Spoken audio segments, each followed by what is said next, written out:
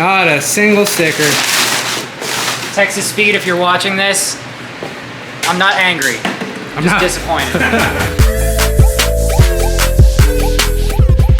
How's it going, guys? My name is Chase Farrow, and I am here in my garage, but only for a couple of minutes because Tyler just pulled up outside, and we have some big plans today. Now, I'm standing here with my car, which is completely torn apart, but that's actually not what today's video is about. Today's video is actually all about the Camaro. So what we're gonna do today is we are going to take the Camaro down to Esteban, and Esteban is going to be doing the, what is he gonna do? He's gonna do the cam, pulley,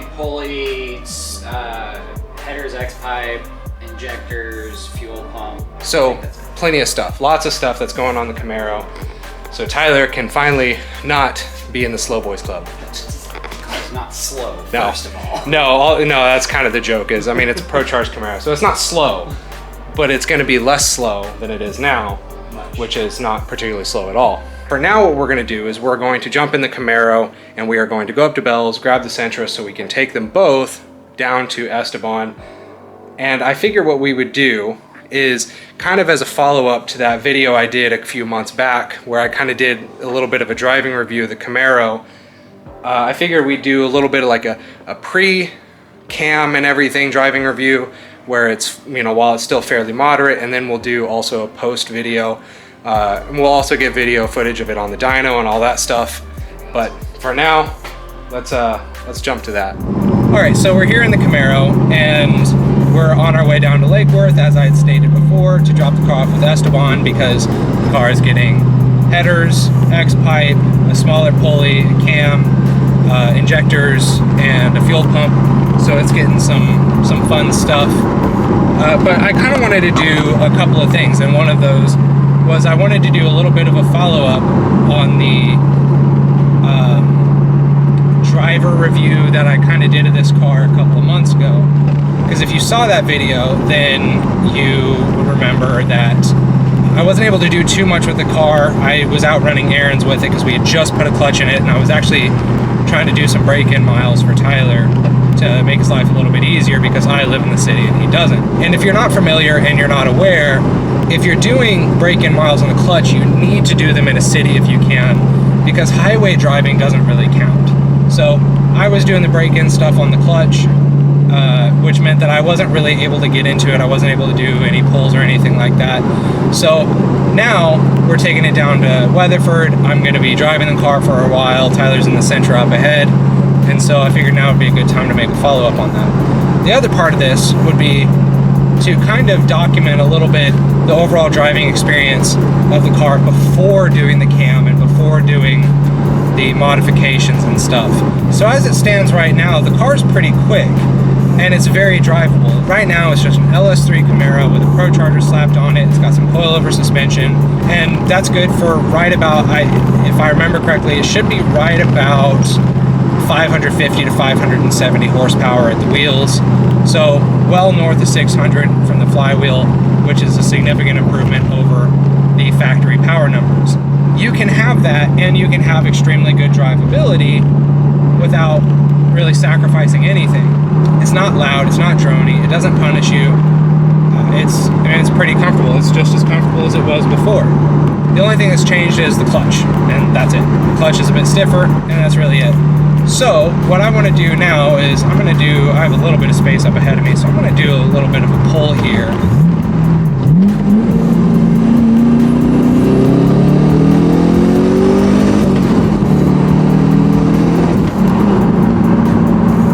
So 40 to 80, I don't want to exceed too much of that right now because of where we're at, and we're heading into a town called Whitewright that I actually grew up in, and cops here, they love their revenue generation. All right, so we are getting pretty close to Esteban's now. It's a long drive. If you can tell, it's significantly darker than it was when I initially left. But my final thoughts before we drop the car off is that it is quick. It is very drivable. I mean, the clutch is a little bit stiffer, it's a little bit springier, but with that tick adjustable master cylinder, it makes a world of difference. The only thing I would say, like if there was anything that stuck out to me, is that of course because it's a twin disc clutch, because it's pretty aggressive, when you start off in first gear you do kind of get the shudder a little bit, which varies depending on temperature, like what temperature the clutch is and stuff like that. Once the clutch warms up, it's not really that bad. It's not that noticeable. And nothing that can't be effectively negated with a little bit more revs. So, but that's where we're at. Let's go ahead and jump ahead to arriving at Esteban's house. So now, we're here. We've made it to drop the car off. Now, it's time to unbox some race car parts. Got a good number of things here. So, I'm guessing this is probably the headers. This is the, no. Headers, X-pipe, a box of other shit. So this is the LS for the Prius, right? Huh? This is the LS for the Prius? No, it's the LT for the Trans Am. It's hopefully Hercules. Hopefully, if it ever gets put back together. Is it old LT or new LT? Not old LT. Alright. It's gonna be my Frankenstein build. So, LT. what all? So you're just gonna kind of piece together an LT and then? Pretty much bottom end LT, 0411 PCM, small block intake, LS throttle body. You're gonna mishmash it and see what happens. So okay, so you know a lot more about know a lot more about those old F bodies than I do.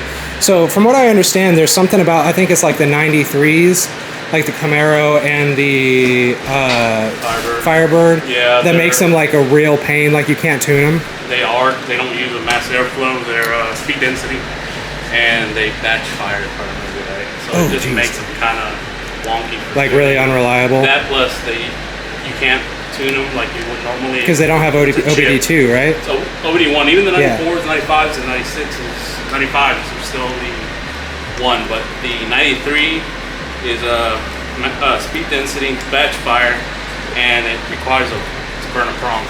Oh, screw that. Yeah, so nobody likes messing in. Fair. Do we want to cut these back a little bit? Yeah. Don't you want to see them? I do, yeah. I just kind of loosely inspected it when they came in. So what you're saying is this is an illegitimate unboxing. You've already seen them, and the video is completely ruined. Well, I've already seen them because I had to inspect the parts because they've been sitting in my house since, some of them since Black Friday. Because I was waiting on the rest of the shit to come in. Yeah. This has been sitting since, you know, it's what, August? It's been sitting since December, some of it. Yeah. These for sure. Yeah, I think I still have the record for the oldest parts that still haven't gone on the car though. What, my turbo that's your like turbo that you're using is a decoration. So yeah, my mantle decoration at my house is a KO4R that's supposed to be for my Pontiac. And I just never got around to installing. I'm doing this with a key. So, yeah. And how long has it been there? 6 years. At least. Yeah, like 5 or 6 years. I thought I had a running for it. Oh crap, I've got to wait around. Guess that's extensions. O2s, yeah, O2s, extensions. The long tube is a lot harder down to extend the wires. whatever. Throw it all in the box.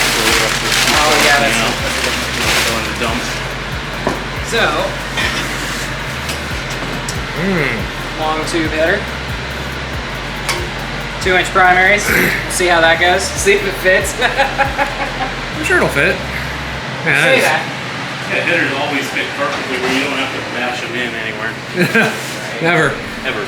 Gaskets for actually good gaskets. Are those? So we were actually talking about this. Are those MLS or are those the composite? MLS. Oh, well.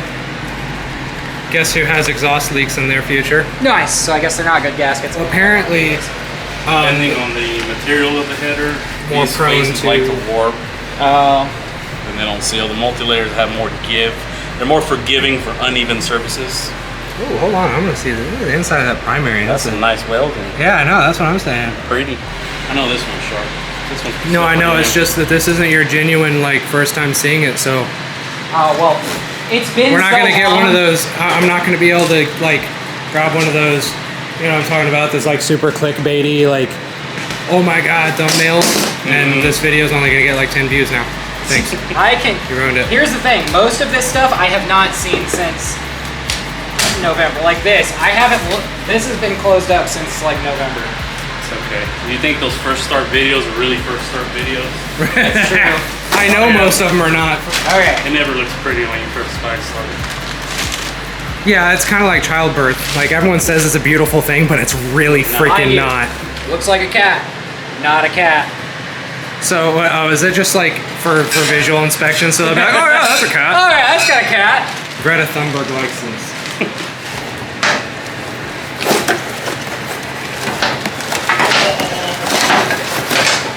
And there's the difference.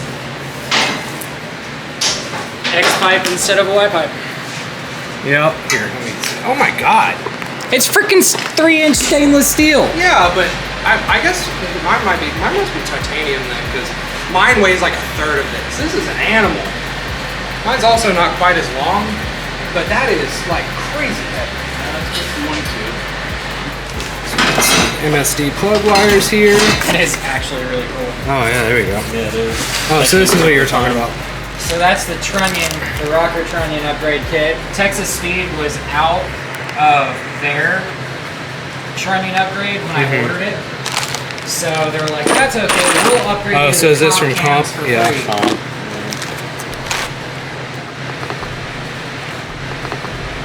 They should do nicely. This is just push rods, I think. I'm gonna go ahead and recommend this now.